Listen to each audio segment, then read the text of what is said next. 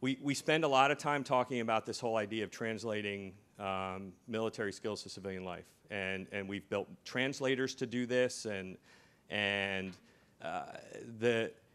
I truly think it is important that we consider how a young man or woman can build on the knowledge, skills, abilities, and experiences that they realize as a consequence of military service, but at the same time, we should not be locking them into a path where the universe of what's possible for them after the military somehow has to relate to what they did while they were in the military.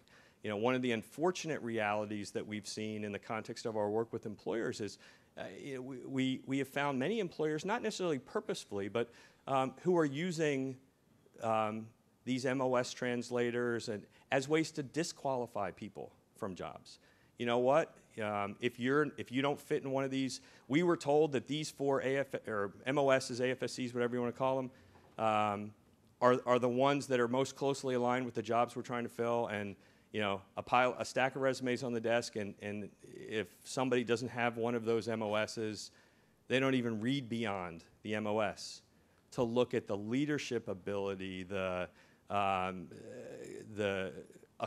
military accomplishments that go beyond vocation, that could actually make that man or woman an invaluable employee at that company. From my perspective, the starting point has to be, you know what, kid, the world is your oyster. We have a post-9/11 GI Bill that will get you any kind of education that you need. We have goodwill in this country among the private sector focused on opening doors to a myriad of vocational opportunities. Just because you drove a truck in the Army doesn't necessarily mean that that's what you have to do in the civilian world. And our intervention should start with that conversation with that young man or woman. Tell us what you want to accomplish, and we'll design a path to get you there. And maybe that means you have to spend some time in school before you get to the job.